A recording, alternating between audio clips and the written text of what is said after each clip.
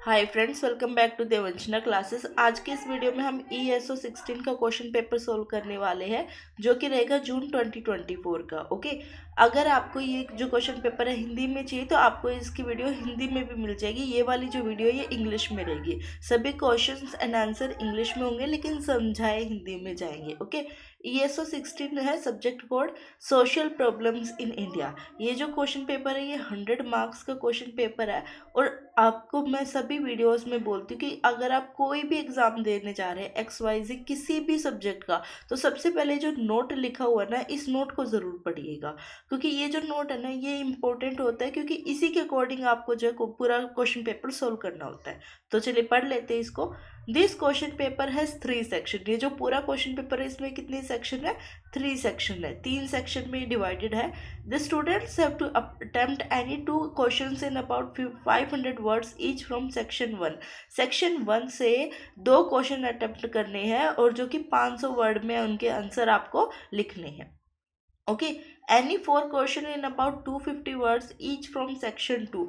Section 2 से कितने question attempt करने हैं? 4 क्वेश्चन अटेम्प्ट करने हैं, और ये कितने वर्ड्स में होने चाहिए? 250 वर्ड्स में होने चाहिए। And any 2 questions in about 100 words each from section 3। Section 3 से कितने क्वेश्चन करने हैं? हमें 2 क्वेश्चन करने हैं, और कितने वर्ड्स में होने चाहिए? 100 वर्ड्स में होने चाहिए। मतलब सेक्शन 1 से कितने क्वेश्चन है? 2 क्वेश्चन है। और जिनको कितने सेक्शन 1 से कितने क्वेश्चन है? 2 क्वेश्चन है, जिसको हमें 500 वर्ड में करना है। सेक्शन 2 से कितने क्वेश्चन है? सेक्शन 2 से है 4 क्वेश्चन। कितने वर्ड्स में करना है? 250 वर्ड्स में करना है। सेक्शन 3 से कितने क्वेश्चन है? सेक्शन 3 से भी 2 क्वेश्चन है, और इसको हमें कितने वर्ड्स में सोल्व करना है? 100 वर्ड्स में सोल्व करना है। ओके, तो ये हमारा कंप्लीट क्वेश्चन पेपर में से बता दिया हमें। सेक्शन 1 में कितने क्वेश्चन? 2 क्वेश्चन। सेक्शन 2 में 4, सेक्शन 3 में 2। पहले वाले सेक्शन में 500, फिर 250, फिर 100। इतने वर्ड्स में हमें जो आंसर लिखने हैं। तो ये इंपॉर्टेंट है, इसको पढ़ के ही आप क्वेश्चन पेपर सोल्व करें। ओके, चलिए स्टार्ट करते हैं क्वेश्चन पेपर को सेक्शन 1 के साथ। सेक्शन 1 का क्वेश्चन नंबर 1 है। देखिए यहाँ पे तो उन्होंने गाइडलाइन दे दी कि आपको कितने क्वेश्चन कैसे सोल्व करने हैं, लेकिन जब हम क्वेश्चन पेपर सॉल्यूशन की वीडियो बना रहे हैं तो हम पूरा ही क्वेश्चन पेपर सोल्व करेंगे। जितने भी क्वेश्चन है 15 के 16 क्वेश्चन, जितने भी क्वेश्चन रहेंगे हम सारे सोल्व करेंगे। वीडियो थोड़ा सा लेंथी हो सकता है, बट ये आपके एग्जाम पॉइंट ऑफ व्यू से बहुत ज़्यादा इंपॉर्टेंट है, क्योंकि यहाँ पे आपको रिपीटेटिव क्वेश्चन मिल जाते हैं। ओके, चलिए स्टार्ट करते हैं। सेक्शन 1 का क्वेश्चन नंबर 1 है, critically analyse the functionalist approach to understanding of social problem in India. देखिए, जो फंक्शनलिस्ट अप्रोच है उसका यूज़ कैसे किया जाता है सोशल प्रॉब्लम ऑफ इंडिया को एनालाइज करने के लिए, अंडरस्टैंड करने के लिए। ओके, सबसे पहले फंक्शनलिस्ट अप्रोच क्या होती है, ये किस तरह से देखती है फंक्शनलिस्ट अप्रोच? मतलब फंक्शनलिस्ट अप्रोच जो है ना वो एक ये प्रोवाइड करते हैं कि अगर सोसाइटी में कोई फीमेल है उसका क्या रोल है, मेल का क्या रोल है, और किस तरह से जाति प्रथा वगैरह काम करती है। ये सारी जो है फंक्शनलिस्ट अप्रोच है। ओके, अब बात कर लेते हैं स्ट्रेंथ ऑफ फंक्शनलिस्ट अप्रोच। जो फंक्शनलिस्ट अप्रोच है उसकी क्या क्या स्ट्रेंथ है? फर्स्ट है होलिस्टिक व्यू। क्या है? Holistic view. होलिस्टिक व्यू में क्या होता है कि ये अलग अलग पार्ट्स ऑफ सोसाइटी, मतलब फैमिली, एजुकेशन, रिलीजन को हम देख पाते हैं कि वो किस तरह से एक पूरी सोसाइटी में एक सोशल स्टेबिलिटी लेके आता है। जैसे कि फैमिली का कितना महत्व है सोसाइटी में, एजुकेशन क्या है, रिलीजन क्या है, तो हर एक चीज़ को एक होलिस्टिक व्यू से देखा जाता है। सेकंड है emphasis on social order. Social order पे इम्फेसाइज किया जाता है bye focusing on the function of social institution. Social institution के फंक्शन को फोकस करके it highlights the important of maintaining social order and cohesion. जो फंक्शनलिस्ट अप्रोच है ना, इसमें ये मतलब बोला गया है कि हमें कोहेशन और एक ऑर्डर फॉलो करना चाहिए सोसाइटी में। ऐसा नहीं है सोसाइटी ऐसे ही बिखरी बिखरी रही, नहीं, हमें एक ऑर्डर को फॉलो करना चाहिए एज पर फंक्शनलिस्ट अप्रोच। अब critics two of the functionalist approach, मतलब आलोचनाएं। क्रिटिक्स का मतलब क्या होता है? आलोचनाएं। जो फंक्शनलिस्ट अप्रोच है उसकी क्या आलोचना की जा सकती है? आलोचना है कि नेग्लेक्ट ऑफ सोशल चेंज। मतलब जो फंक्शनलिस्ट अप्रोच है वो सोशल चेंज या कॉन्फ्लिक्ट्स को नहीं वो कर पाती, इक्विलिब्रियम क्रिएट नहीं कर पाती। जस्टिफिकेशन ऑफ स्टेटस क्यू, देखिए जैसे कि हमारे भारत में शुरू से ही जाति प्रथा रही है, पुरुष प्रधान देश रहा है, तो उसमें क्या होता है कि एक जेंडर को या एक मतलब कास्ट को जो है एक वो मिलती है, इम्पोर्टेंस मिलती है और अदर्स को नहीं मिलती। तो फंक्शनलिस्ट अप्रोच वो जो सिस्टम है वो मतलब पुरानी जो धारणा है उसको बढ़ावा देता है। Justification of status quo by emphasising harmony and order, किससे? Harmony and order, it can inadvertently justify social inequalities, ये सोशल इनइक्वालिटीज को बढ़ावा देता है। And power structures such as the caste system in India, caste system को जो है functionalist approach बढ़ावा देती है, जो कि गलत है। नेक्स्ट है over emphasis on consensus, it assumes that a society is always cohesive, मतलब जो फंक्शनलिस्ट अप्रोच है उसमें ये माना जाता है कि जो सोसाइटी वो हमेशा कोहेसिव है, एक दूसरे से जुड़ी हुई है, एंड कंसेंसुअल, मतलब एक साथ मिलजुल कर रह ले है। लेकिन ऐसा नहीं होता, सोसाइटी में कॉन्फ्लिक्ट्स भी होते हैं, सोशल टेंशन भी होती है, जो कि इसमें फंक्शनलिस्ट अप्रोच में इग्नोर की जाती है। Lack of agency, the approach often downplays individual agency in the role of social involvement in driving change. Okay, अब बात करें application to Indian society. In the Indian context the functionalist approach has been use to study the caste system, जो functionalist approach है उसका use किस लिए किया गया था? कास्ट सिस्टम को स्टडी करने के लिए। और किसके लिए, किसने किया था? एम.एन. श्रीनिवास ने। Okay, M.N.. श्रीनिवास ने ये जो है फंक्शनलिस्ट अप्रोच का पर्सपेक्टिव अप्लाई किया था in maintaining social and order and the processes of Sanskritisation and westernisation. Okay, ये इंपॉर्टेंट चीज़ है, Sanskritisation and westernisation. However critics argue that this approach can over simplify the complexities of Indian society. ये बोला जाता है कि ये जो फंक्शनलिस्ट अप्रोच है इससे क्या होगी कि जो भारत की विविधता में एकता है ना, उससे उसको जो है नुकसान पहुंचेगा। ओके, चलिए नेक्स्ट करते हैं बात। क्वेश्चन नंबर 2 है what is ethnicity, discuss the problems of ethnicity in India. Ethnicity क्या होती है और इंडिया में एथनिसिटी में क्या क्या प्रॉब्लम्स फेस करने को मिलती है। देखिए, मैं आपसे बोलूँ पंजाबी,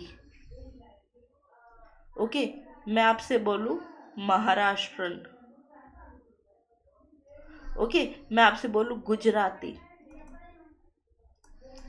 या मैं आपसे बोलूँ बंगाली। ओके, जैसे ही आप पंजाबी वर्ड सुनेंगे आपके मन में क्या इमेज आएगी? सरदार की, जो पगड़ी बांधे बैठा होगा या खड़ा होगा, मतलब सब पगड़ी की इमेज आ जाएगी। महाराष्ट्र की बात करूँ तो मुंबई की साइड की जो भाषा होती है उसका एक एक्सेंट आपको मन में सोचने को मिलेगा। गुजराती की बात करूँ तो वैसे ही ढोकला वोकला जो होते हैं मिठाइयाँ, उनकी जो है बात आ जाती है। अब बात करूँ बंगाली की, बंगाली बाबू, बंगाली कुर्ता, इस तरह की चीज़ें हैं मन में आती है। ओके, अब ये क्या है, भारत के अलग अलग स्टेट है, पंजाब अलग है, महाराष्ट्र अलग है, गुजरात अलग है, बंगाल अलग है। अब हर एक जो पंजाब में रहने वाले सभी पॉपुलेशन है, क्या है, पंजाब में बहुत सारे लोग रहते हैं, एक दो लोग तो रहते नहीं है, एक दो परिवार तो रहते नहीं है, बहुत सारे लोग, बहुत सारे परिवार रहते हैं। अब वो जो परिवार है सब एक कल्चर को फॉलो करते हैं, क्या करते हैं? एक कल्चर को फॉलो करते हैं, एक ड्रेस कोड को फॉलो करते हैं, एक रिलीजन को फॉलो करते हैं। ओके, अब मैं बात करूँ गुजरात के लोगों की, गुजरात में भी बहुत सारे लोग रहते हैं, तो वो एक पर्टिकुलर जो भगवान को फॉलो करते हैं, पर्टिकुलर ड्रेस पहनते हैं, पर्टिकुलर अपना एक फूड आइटम्स है वो खाते हैं।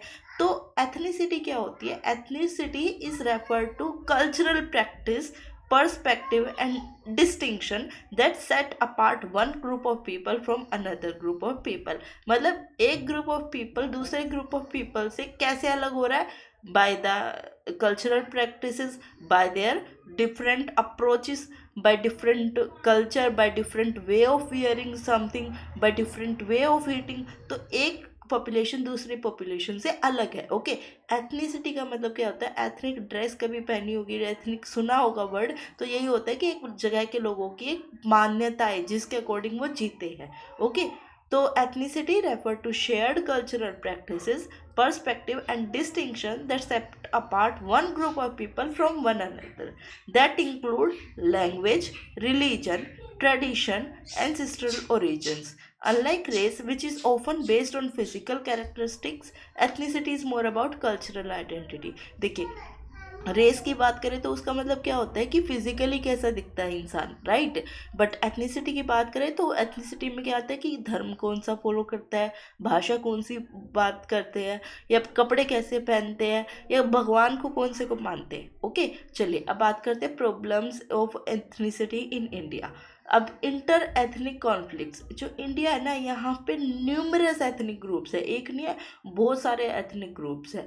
और इसकी वजह से जो है इंटर एथनिक जो कॉन्फ्लिक्ट्स है वो भी हो जाते हैं। लाइक कुछ पॉलिटिकल पार्टीज या कुछ पॉलिटिकल पावर्स जो होती है वो कल्चरल डोमिनेंस को बढ़ावा देती है। मीन्स अगर हम हरियाणा में तो हम जाट जाति को ही ज़्यादा वो देंगे, इम्पोर्टेंस देंगे, और जो दूसरी जातियाँ हैं उनको इम्पोर्टेंस नहीं देंगे। या हम यूपी में है तो इस तरह की चीज़ें होती है कि यादव जी को ही इम्पोर्टेंस मिलेगी और किसी कास्ट को इम्पोर्टेंस नहीं मिलेगी।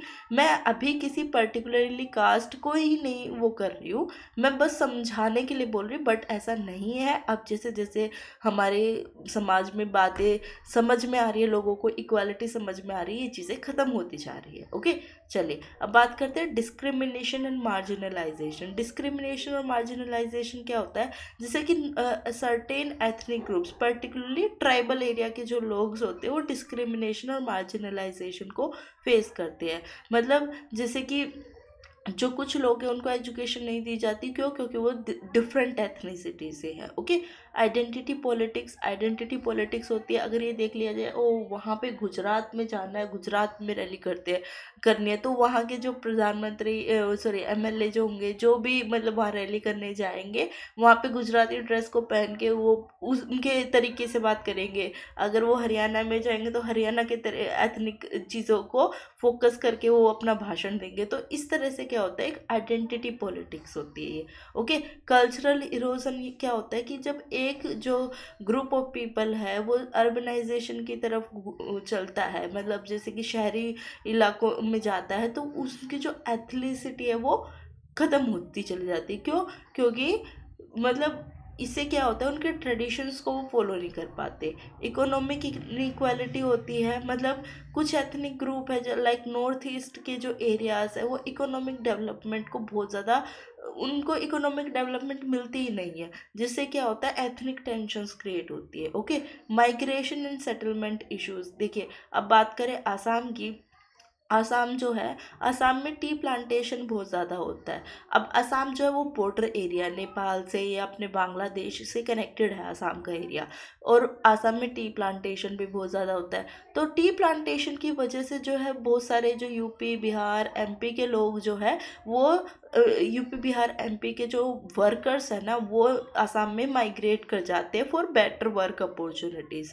ठीक है, और क्या होता है कि जैसे बांग्लादेश और ये अपने नेपाल है, बांग्लादेश में बेसिकली जो है मतलब रिलीजन रिलेटेड इश्यूज रहते हैं और वहाँ पे बाढ़ आ जाती है, क्राइसिस है बांग्लादेश में, तो बांग्लादेश से लोग क्या करते हैं, वहाँ पे आ जाते हैं, आसाम में आ जाते हैं। इससे क्या होता है, आसाम के लोगों को बहुत ज़्यादा दिक्कतें महसूस होती है। क्यों दिक्कतें होती है? क्योंकि उनकी एथनिसिटी जो आसामी लैंग्वेज है, आसामी जो ट्रेडिशन है, उसको वो तो ख़त्म हो ही रहा है। क्यों ख़त्म हो रहा है? क्योंकि जब डिफरेंट डिफरेंट एरिया से लोग आ रहे हैं तो उनकी जो एथनिसिटी है वो डिज़ोल्व होने के चांसेस ज़्यादा है। प्लस उनके जो लोकल पॉपुलेशन है उनको वहाँ पे सर्वाइवर के लिए, लाइवलीहुड के लिए मतलब काम ही नहीं मिल रहा है, क्योंकि अलग अलग शहरों से लोग आ रहे हैं, वो कम काम में कम दाम में काम कर रहे हैं। तो जो रीजनल वर्कर्स है, जो वहाँ के लोकल पीपल है, वो रिसोर्सेज को ग्रैब नहीं कर पा रहे। तो ये क्या है, एक माइग्रेशन और सेटलमेंट इश्यूज है। ओके, चलिए नेक्स्ट क्वेश्चन पे चलते हैं। Question number 3, discuss the concept of poverty, explain social implications of poverty. Poverty का जो है कॉन्सेप्ट आपको एक्सप्लेन करना है और सोशल इम्प्लीकेशंस क्या क्या होती है पॉवर्टी की। देखिए concept of poverty, poverty is a multi faceted concept that involves lack of basic necessities such as food shelter clothing and access to services like education and health care.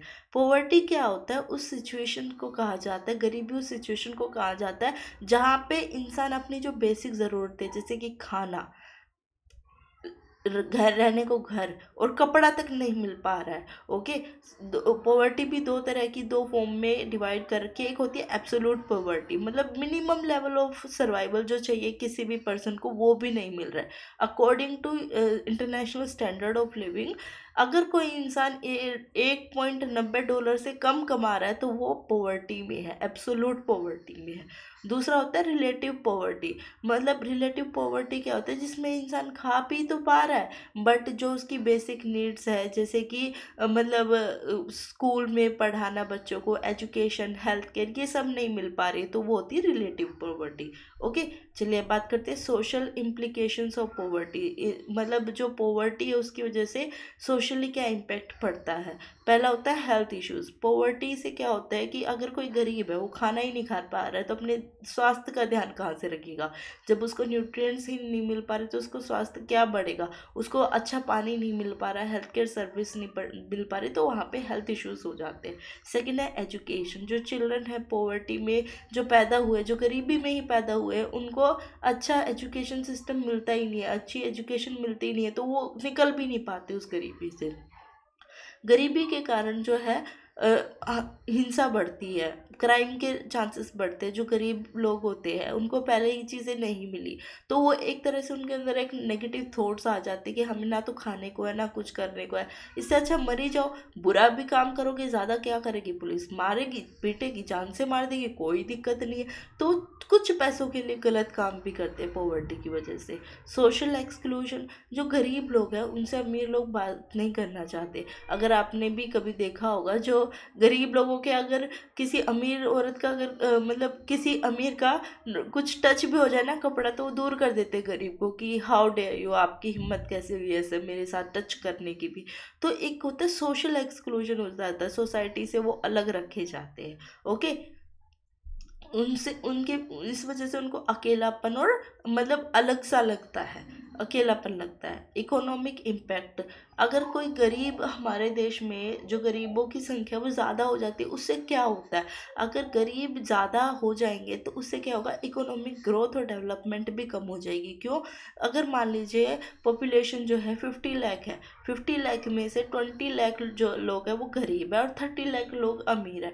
तो जो 20 लाख लोग गरीब है, ओके, अगर वो गरीब है तो उनको खाना भी ढंग से नहीं मिल रहा होगा, उनको एजुकेशन भी अच्छे से नहीं मिल रही होगी, इस वजह से वो काम भी नहीं कर पाएंगे। जब इस इंसान ने खाना ही नहीं खाया, उसका स्वास्थ्य ही ठीक नहीं है, तो वो कहाँ जाके मजदूरी और करके पैसा कमाएगा, ये बताओ। अगर वो पैसा नहीं कमाएगा तो इकोनॉमी कैसे चलेगी। अगर वो वर्क मतलब सोसाइटी में कंट्रीब्यूट ही नहीं करेगा, उससे क्या होगा, इकोनॉमिक डेवलपमेंट में कमी आ जाएगी। छठा होता है मेंटल हेल्थ।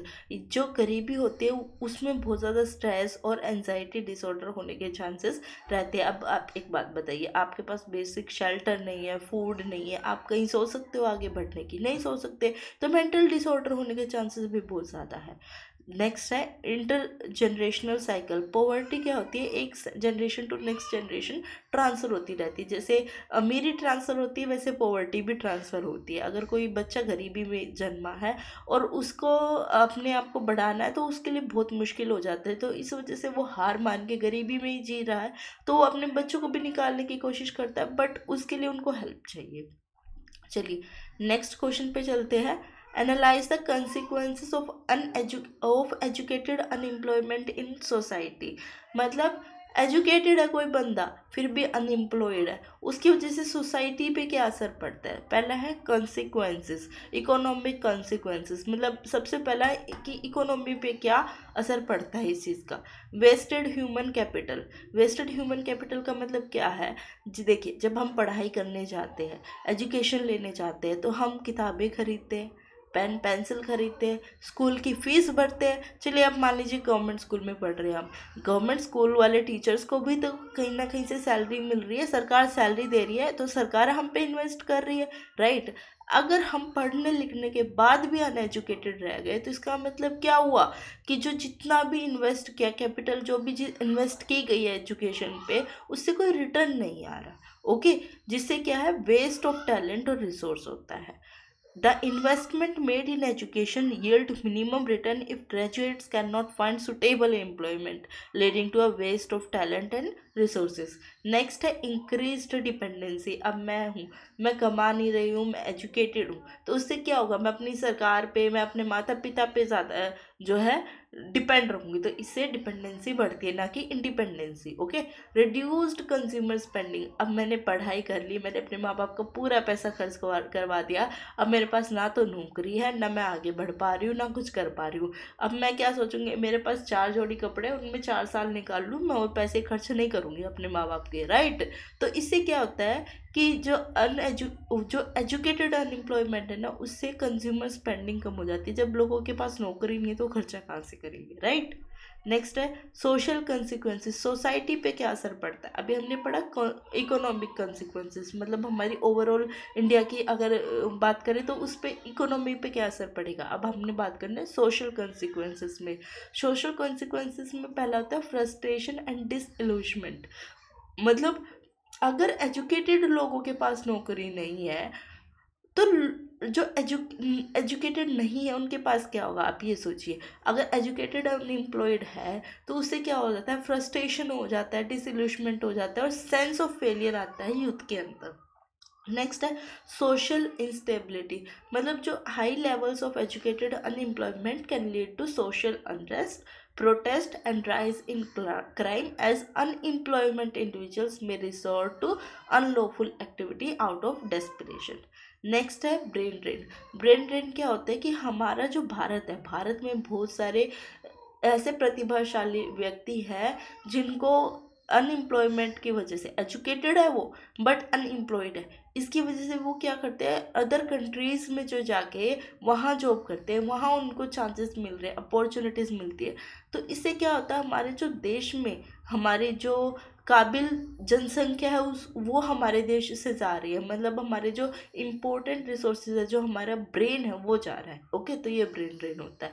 अंडर एम्प्लॉयमेंट मतलब एजुकेटेड लोग हैं, जितनी एजुकेशन है उसके हिसाब से उनको जॉब नहीं मिल रही, तो उनको क्या करना पड़ता है कि कम लेवल की जॉब, जितनी कम सैलरी की जॉब भी पकड़नी पड़ जाती है। तो इससे क्या होता है कि अंडर एम्प्लॉयमेंट होता है। ओके। अब इसके बात करें पॉलिटिकल कंसिक्वेंसेस की। हमने बात कर लिया इकोनॉमिक कंसिक्वेंसेस, नेक्स्ट कर लिया सोशल कंसिक्वेंसेस, अब बात करेंगे political consequences.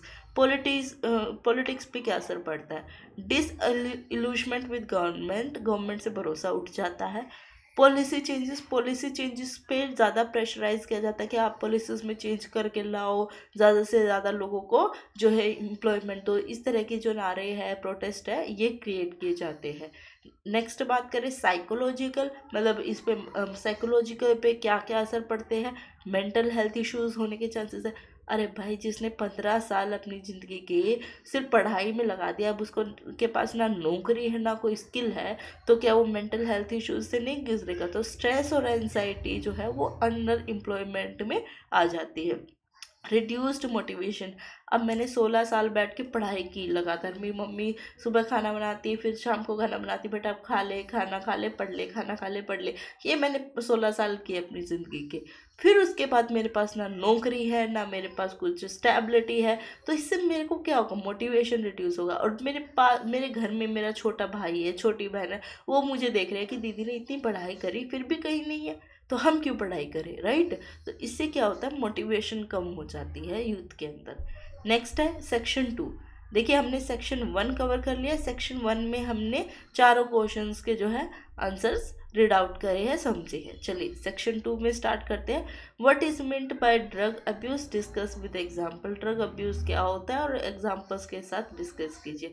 Drug abuse refers to the harmful or hazardous use of psychoactive substances, including alcohol and illicit drugs. It involves repeated and excessive use of drugs, leading to addictions, physical and mental health issues, and social problems. देखिए, drug abuse क्या होता है कि जो हमारे पास drugs है उनका ज़्यादा यूज़ करना या हार्मफुल यूज़ करना, मतलब एक्सेसिव यूज़ करना। ड्रग्स क्या होते हैं, जो हमारे ब्रेन पे साइको एक्टिव जो सब्सटेंसेस होते हैं वो होते हैं, जो हमारे न्यूरो सिस्टम पे काम करते हैं। जैसे कि शराब है, शराब नशा करती है। नशा क्या होता है कि हमारा जो न्यूरॉन सिस्टम है उस पर वो असर डालती है। अगर हम ड्रग्स का बार बार यूज़ करते हैं, इससे क्या होता है, एडिक्शन होता है, फिजिकल और मेंटल हेल्थ इश्यूज हो जाते हैं और सोशल प्रॉब्लम्स भी क्रिएट होती है।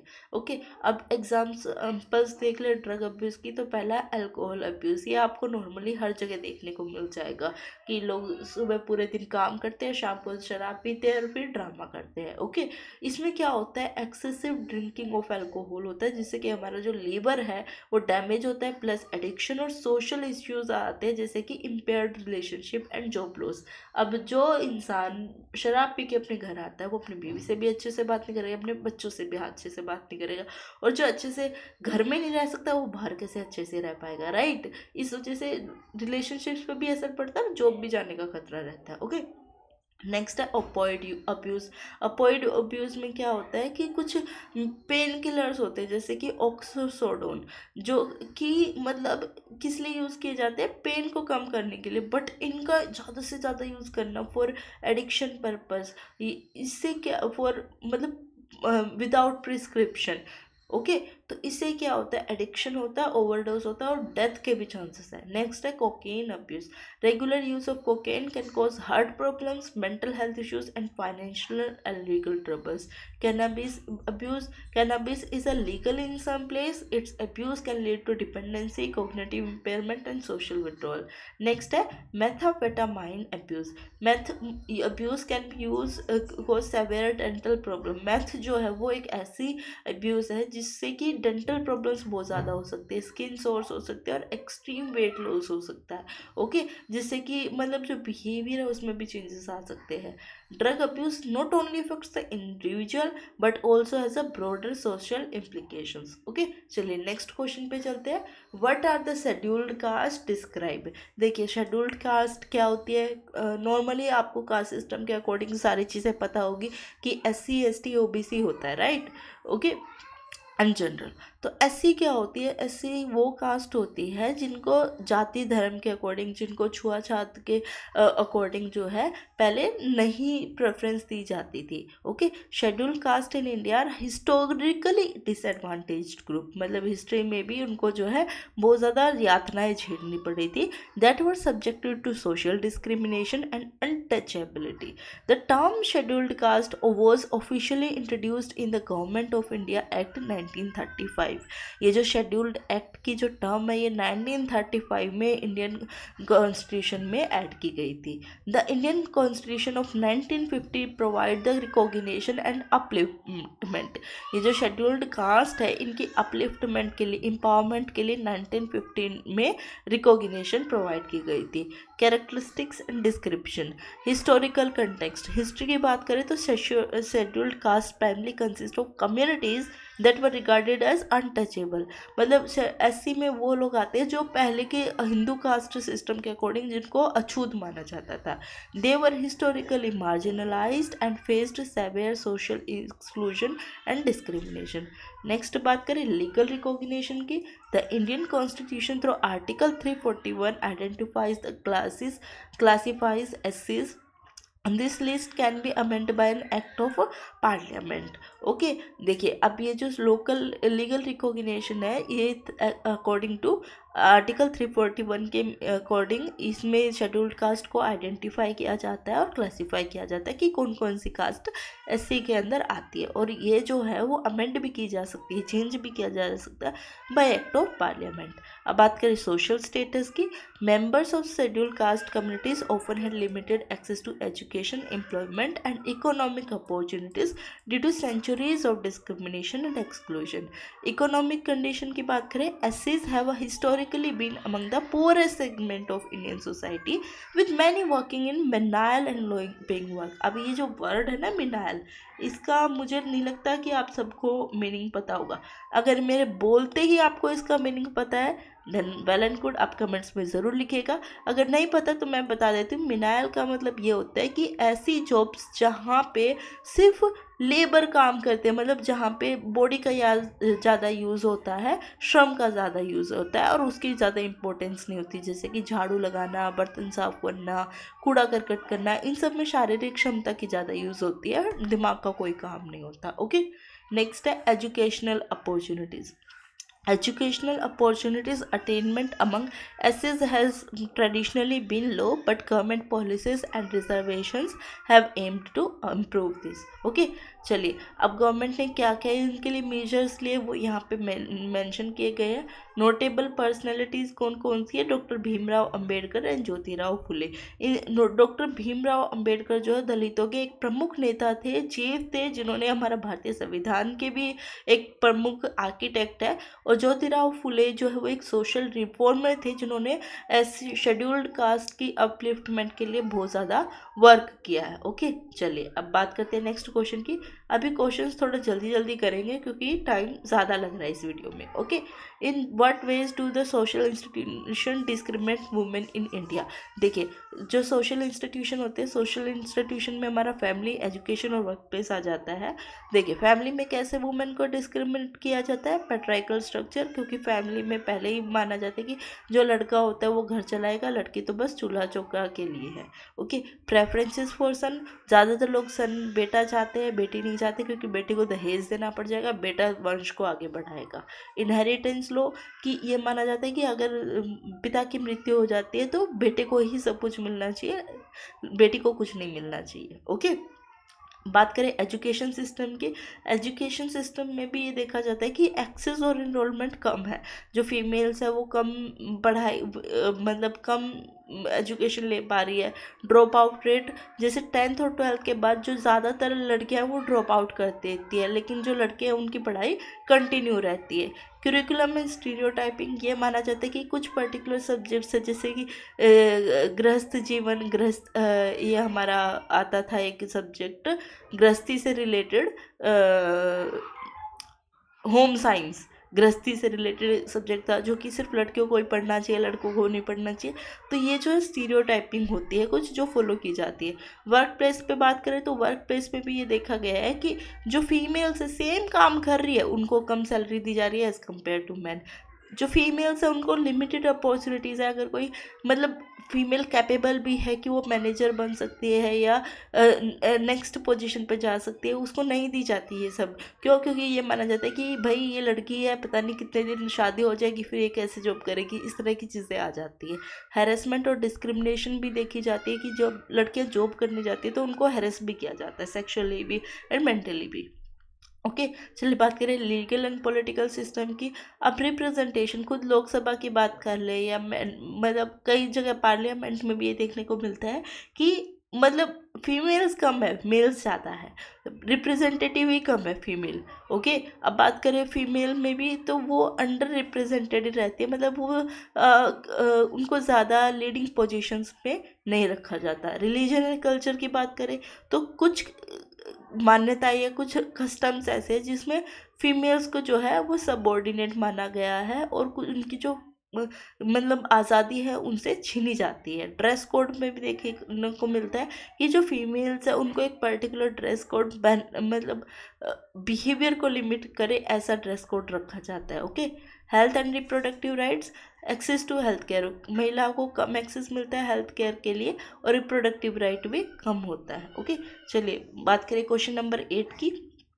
थोड़ा सा फास्ट यहाँ पे हम चलेंगे क्योंकि 15 क्वेश्चन है और अभी हम 8वें क्वेश्चन पे आए हैं सिर्फ। ओके, और अभी मैं समझ सकती हूँ कि आप एग्जाम्स के लिए तैयारी कर रहे हैं, तभी आप ये वीडियो देखने आए।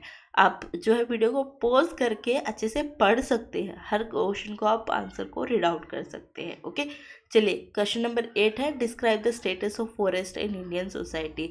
इंडियन सोसाइटी में फॉरेस्ट का क्या महत्व है?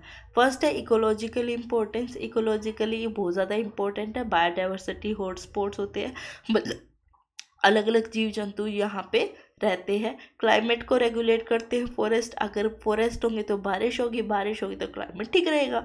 ओके, बात करें इकोनॉमिक वैल्यू की, कुछ हमारे देश में ऐसी मतलब जगह भी है जहाँ पे लोग सिर्फ जंगलों के भरोसे अपनी जो है रोजी रोटी कमाते हैं, तो रिसोर्स एक्सट्रैक्शन के थ्रू जो है हमें खाना मिलता है। एको टूरिज़्म क्या होता है कि ज़्यादा से ज़्यादा लोग जो फॉरेस्ट में घूमने आते हैं, इस तरह के मतलब एक्सप्लोर करने आते हैं, उनसे क्या होता है कि जो लोकल पीपल वहाँ पे रह रहे हैं उनको इनकम सोर्स मिल जाते हैं। अब बात करें कल्चरल सिग्निफिकेंस के, ट्रेडिशनल नॉलेज एंड प्रैक्टिसेस, मतलब कुछ ऐसी ट्राइबल कम्युनिटीज़ हैं इंडिया की जिनको बहुत ज़्यादा डीप कनेक्शन है फॉरेस्ट के साथ।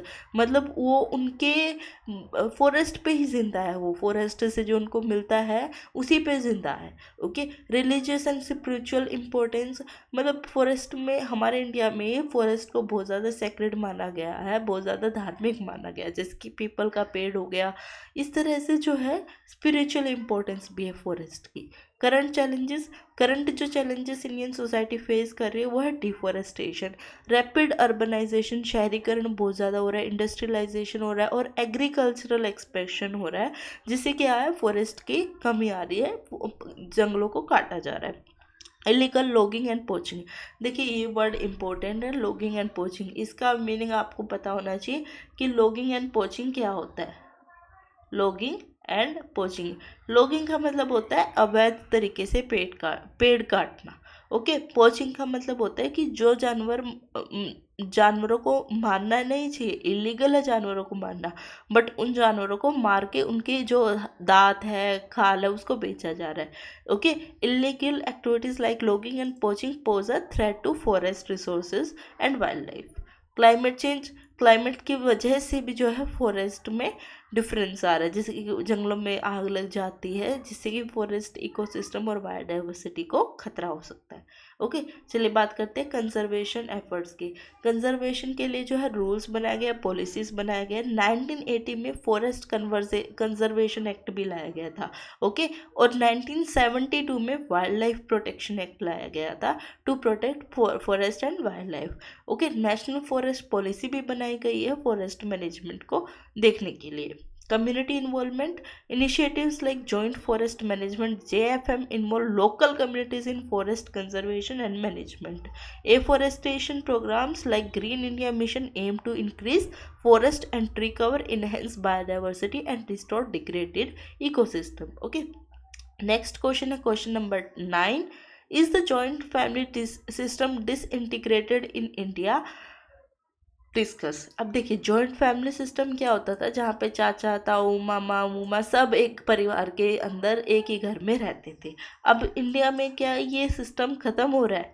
देखिए अभी भी जो है लोग रह रहे हैं जॉइंट फैमिली में, बट हाँ ये जो है खत्म हो रहा है, धीरे धीरे डिसइंटीग्रेट हो रहा है। क्यों? क्योंकि अर्बनाइजेशन हो रहा है, शहरीकरण होता है। शहरीकरण में जो है मॉडर्न तरीके से लोग रहना चाहते हैं कि हस्बैंड वाइफ और एक बच्चा हो बस।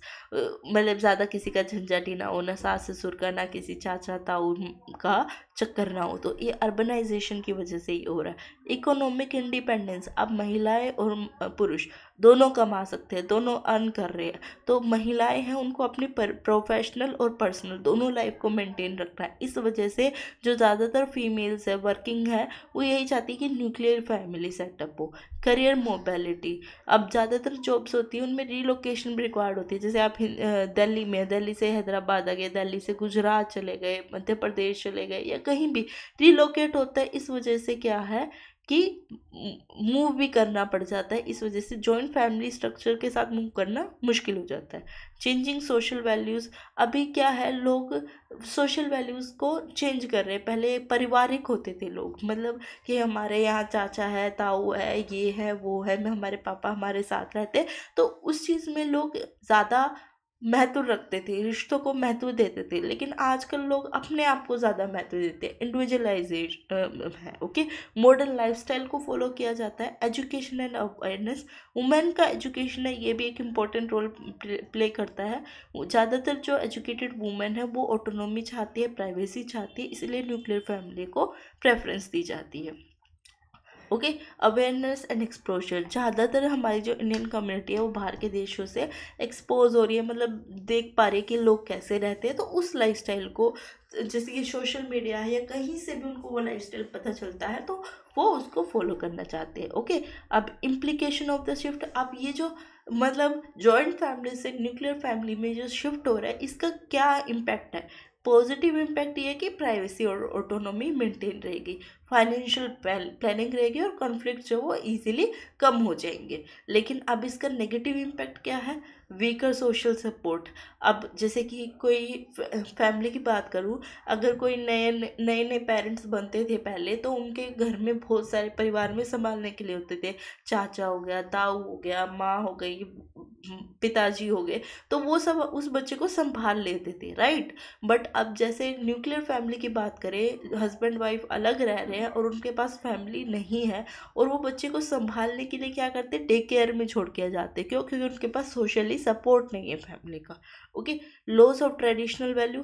पहले लोग ट्रेडिशंस को फॉलो करते थे, जैसे कि कोई फीमेल है, प्रेग्नेंट है या कुछ भी है, उसके लिए एक पर्टिकुलर मतलब हम वो होती थी, मतलब रिचुअल्स होते हैं जो फॉलो करने होते हैं। बट न्यूक्लियर फैमिलीज में वो रिचुअल्स फॉलो नहीं कर पाते लोग। क्यों नहीं कर पाते? क्योंकि उनके ऊपर कोई बड़ा वो रिचुअल्स बताने के लिए है ही नहीं।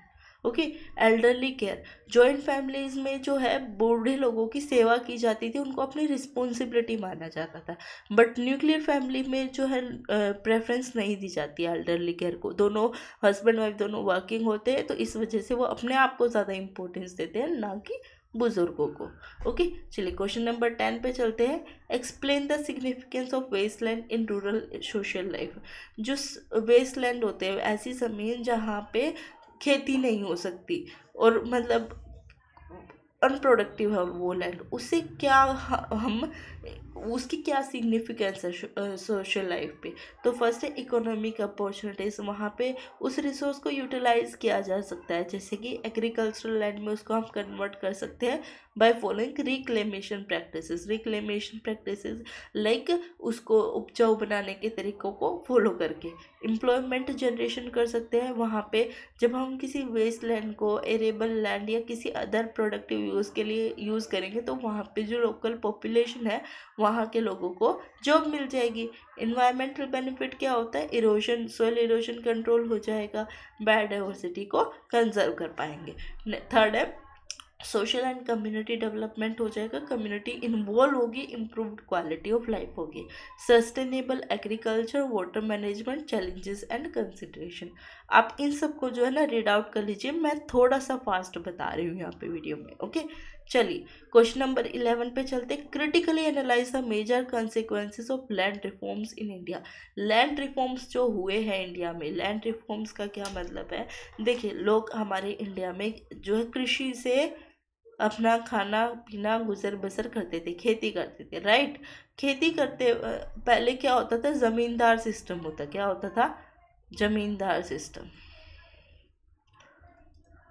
ओके। जमींदार सिस्टम में क्या होता है कि जमींदार जो है एक मालिक होता था, जिसका ये लैंड होता था, जमींदार होता था, और बाकी सब जो किसान है वो इस पे खेती करते थे। क्या करते थे? बहुत सारे किसान खेती करते थे। मान लीजिए ये 4 किसान हमारे पास है, खेती करेंगे।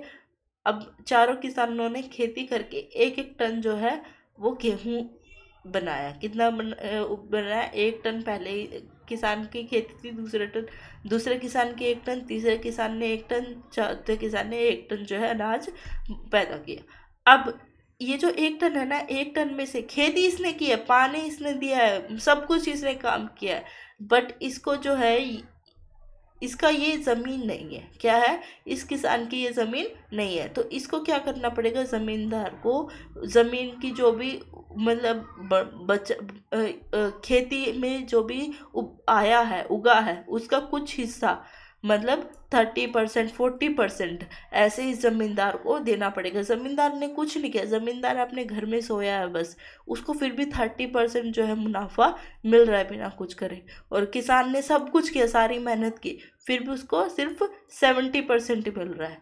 तो ये था ज़मींदार सिस्टम। अब इस सिस्टम को ख़त्म करने के लिए लैंड रिफॉर्म्स किए गए थे इंडिया में।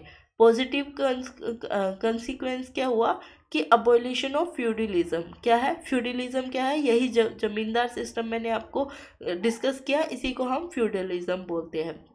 Land reforms helped dismantle traditional feudal structure, ending the power and control of intermediaries like zamindar and jagirdars. This significantly reduced the exploitation of tenant farmer. इससे क्या हुआ, जो tenant farmer को exploit किया जाता था उसमें कमी आई. Redistribution of land को redistribute किया गया. Empowerment of marginalized communities, जो marginalized communities है जिनको पहले सोसाइटी में नहीं जगह दी गई थी उनको जो है आगे बढ़ाया गया. Increase in agricultural productivity, agriculture में बढ़ावा हुआ. अब नेगेटिव कंसिक्वेंसेस क्या हुए, इनकम्प्लीट इम्प्लीमेंटेशन. अब ये जो मतलब लैंड रिफॉर्म्स था इसमें कंप्लीट इम्प्लीमेंट नहीं किया गया. कुछ करप्टेड लोग थे, उन्होंने अपने फ़ायदे के लिए इस पॉलिसीज़ का गलत तरीके से यूज़ किया.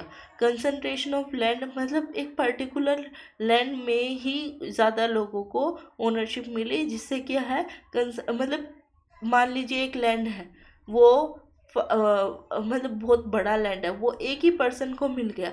अभी से एक पर्सन को खेती करनी नहीं आती तो क्या हो गया, कंसंट्रेशन ऑफ लैंड हो गया, एक ही पर्सन को ज़्यादा लैंड मिल जाना. Okay. Growth of landless labours, मतलब ऐसे लोगों की जो उनको किसानी आती है बट उनके पास ज़मीन नहीं है, इस तरह के लोगों को लोगों की पॉपुलेशन में बढ़ावा हो गया. Impact on traditional social structure के ट्रेडिशंस पे भी इम्पैक्ट पड़ा. ओके. चलिए नेक्स्ट क्वेश्चन पे चलते. Question number 12, explain the measures of rehabilitation of street children in India. देखिए, कुछ लोग होते हैं, कुछ बच्चे होते हैं जिनके माँ बाप नहीं होते, वो गलियों में रहते हैं, छोटा मोटा काम करके अपना गुजर बसर करते हैं. अब इन लोगों के लिए जो है इंडिया में कुछ पॉलिसीज़ बनाई गई है, रिहेबिलिटेशन जो है टैक्टिक्स बनाई गई है जिनको फॉलो करते हैं लोग, फॉलो किया जाता है गवर्नमेंट के थ्रू. ओके. पहली जो है वो स्टैंडर्ड ऑपरेटिंग प्रोसीजर जिसको हम बोलते हैं SOP. SOP में क्या होता है कि SOP जो है national commission for protection of child rights NCPR के थ्रू बनाई गई है. The SOP provide guideline for identifying, rescuing and rehabilitating, reintegrating children in street situation. Street में जो लोग हैं, जो बच्चे हैं जिनको ज़रूरत है, उनको आइडेंटिफाई करना, उनको रेस्क्यू करना और उनको एक अलग से, जैसे एक नॉर्मल लाइफ होती है बच्चे की, वो लाइफ देने का काम ये करते हैं. चाइल्ड प्रोटेक्शन सर्विसेज जो है मिशन वत्सल्य के अकॉर्डिंग जो है चाइल्ड प्रोटेक्शन सर्विसेज प्रोवाइड की जाती है, मतलब एज अप्रोप्रिएट एजुकेशन देना और हेल्थ केयर देना, ये सब चीज़ें. रेस्क्यू एंड रिहेबिलिटेशन सेंटर्स बनाए गए हैं. एजुकेशन और स्किल डेवलपमेंट प्रोग्राम चले गए हैं. फैमिली रीयूनिफिकेशन, जो स्ट्रीट में रहने वाले बच्चे हैं उनको ये कोशिश की जाती है उनके माँ बाप से कैसे ना कैसे करके वापस मिला दिया जाए. लीगल प्रोटेक्शन प्रोवाइड की जाती है ऐसे बच्चों को. कम्युनिटी में अवेयरनेस प्रोवाइड की जाती है. अगर इन बच्चों को हम ध्यान नहीं देंगे तो क्या नेगेटिव इम्पैक्ट हो सकता है कम्युनिटी पे. हेल्थ केयर सर्विसेज भी प्रोवाइड की जाती है ऐसे बच्चों को. ओके. चलिए अब लास्ट सेक्शन रह गया सेक्शन 3. ओके. चलिए सेक्शन 3 में चलते हैं. क्वेश्चन नंबर 13 है, what do you understand by demography. Demography का मतलब क्या होता है. देखिए, डेमोग्राफी क्या होता है, किसी भी पॉपुलेशन की स्टैटिस्टिकल स्टडी कि किस तरह की पॉपुलेशन है, कितना साइज है, कैसे लोग रहते हैं, कैसे ग्रोथ चल रही है, क्या क्या ट्रेंड है उस सोसाइटी में, उस पर्टिकुलर पॉपुलेशन में. ओके. तो डेमोग्राफी की हेल्प से हम ये चेक कर पाते हैं कि पॉपुलेशन कैसे ग्रो हो रही है, यहाँ पे बर्थ रेट कैसा है, किस चीज़ में डिक्लाइन आ रहा है, ज़्यादा लोग पैदा हो रहे हैं या ज़्यादा लोग मर रहे हैं, किस तरह से लोग, क्यों एक जो लोग हैं इस पॉपुलेशन के दूसरी जगह जा रहे हैं या दूसरी जगह से लोग आ रहे हैं. तो डेमोग्राफी जो है इम्पोर्टेंट होती है पॉलिसीज़ बनाने के लिए. लाइक सरकार जब पॉलिसी बनाएगी तो उनको ये पता होना चाहिए कि कितने लोग यहाँ पे रहते हैं, किस तरह की हेल्थ केयर सर्विसेज या किस तरह की एजुकेशन या हाउसिंग पॉलिसी की रिक्वायरमेंट है. ओके. चलिए क्वेश्चन नंबर 14 पे चलते हैं. 14 है, what is internal migration. Internal migration क्या होती है, एक कंट्री के अंदर ही जो माइग्रेशन होती रहती है उसको बोलते हैं इंटरनल माइग्रेशन. इंटरनल माइग्रेशन भी कई तरह की होती है, मेनली 4 तरह की होती है ये. फर्स्ट है रूरल टू अर्बन, मतलब गांव से शहरों की तरफ जाना अच्छी अपॉर्चुनिटीज़ के लिए, लिविंग कंडीशंस के लिए. दूसरा अर्बन टू रूरल, मतलब शहरों से वापस गांव में जाना. शहरों से वापस क्यों जाएगा गांव में, या तो रिटायरमेंट हो गया या उसको शांत चाहिए रहने के लिए। नेक्स्ट है रूरल टू रूरल, एक गांव से दूसरे गांव जाना। रूरल टू रूरल क्यों करता है कि भाई हमारे गांव में अच्छा पानी है, अच्छी ज़मीन नहीं है, दूसरे गांव में अच्छी है, तो वहाँ पे जाके खेती करनी है। ओके। अर्बन टू अर्बन, एक शहर से दूसरे शहर की एक मतलब अच्छी अपॉर्चुनिटीज़ के लिए, बेटर हाउसिंग के लिए, एजुकेशनल अपॉर्चुनिटीज़ के लिए। ओके। अब इससे कोज क्या होता है, इकोनॉमिक अपॉर्चुनिटीज़। इकोनॉमी पे क्या होता है, एम्प्लॉयमेंट अपॉर्चुनिटीज़ मिलती है, हायर वेज मिलते हैं और बेटर लिविंग और स्टैंडर्ड मिलता है। सोशल की बात करें, फैमिली रीयूनिफिकेशन होता है, मैरिज और बेटर सोशल सर्विसेज। इन्वायरमेंटल पे natural disaster, climate change and degradation of land. Political, policies, governance and safety impacts आप इसको पढ़ लीजिएगा। ओके। क्वेश्चन नंबर 15 पे चलते हैं। What do you understand by the term ecosystem. Ecosystem क्या होता है कि हमारे जो इन्वायरमेंट में है, हर एक छोटे से छोटा, बड़े से बड़ा जीव जो है एक दूसरे से कनेक्टेड है। इको मतलब इन्वायरमेंट और सिस्टम मतलब सिस्टम। मतलब हर इन्वायरमेंट में हर एक इंसान एक दूसरे से, हर एक जीवित प्राणी एक दूसरे से जुड़ा हुआ है, like plants, animal and micro organism. की कंपोनेंट क्या क्या होते हैं इकोसिस्टम के? पहला होता है बायोटिक, एक दूसरा होता है अबायोटिक। बायोटिक मतलब जो कि जिंदा है, जैसे कि जानवर, पेड़ पौधे। ओके। एबायोटिक जो जिंदा नहीं है, जैसे कि हवा, पानी, सूरज की रोशनी, इस तरह के कंपोनेंट है इकोसिस्टम के, बट ये जीवित नहीं है। Okay. Function of ecosystem, ecosystem में क्या होता है, एनर्जी का फ्लो होता है, फूड चेन हो गया, from producer to carnivore, herbivorous to carnivorous. Nutrient cycling होती है, nutrients like carbon, nitrogen, phosphorus, मतलब लिविंग और नॉन लिविंग के बीच में ट्रांसफर होते रहते हैं by photosynthesis and decomposition. Ecological balance बना रहता है। टाइप्स ऑफ इकोसिस्टम, दो तरह के इकोसिस्टम होते हैं। फर्स्ट है टेरेस्ट्रियल इकोसिस्टम, मतलब वो लोग जो ज़मीन पे रहते हैं। दूसरा है एक्वेटिक इकोसिस्टम, वो लोग जो पानी में रहते हैं। Okay. Ecosystem functions as a unified system where each component plays a vital role in maintaining the overall health and balance of the environment. Understanding ecosystem is crucial for conservation and sustainable management of natural resources. चलिए friends, यहाँ पे video ख़त्म हो जाती है। Video थोड़ा सा लेंदी था। अब मैं इसका हिंदी वर्जन भी बना दूँगी, इसमें हिंदी में जो आंसर्स लिखे हो उसकी भी वीडियो बन जाएगी। ओके। अगर आपको वीडियो अच्छी लगी, आपने एंड तक देखी, तो उसके लिए बहुत बहुत धन्यवाद। अगर आपको वीडियो अच्छी लगी तो प्लीज़ वीडियो को लाइक और चैनल को सब्सक्राइब ज़रूर करें। और अगर कोई भी आपके कमेंट्स या क्वेरी या सजेशंस है तो प्लीज़ कमेंट्स बॉक्स में ज़रूर लिखें। Best of luck for your exam. Thank you for watching.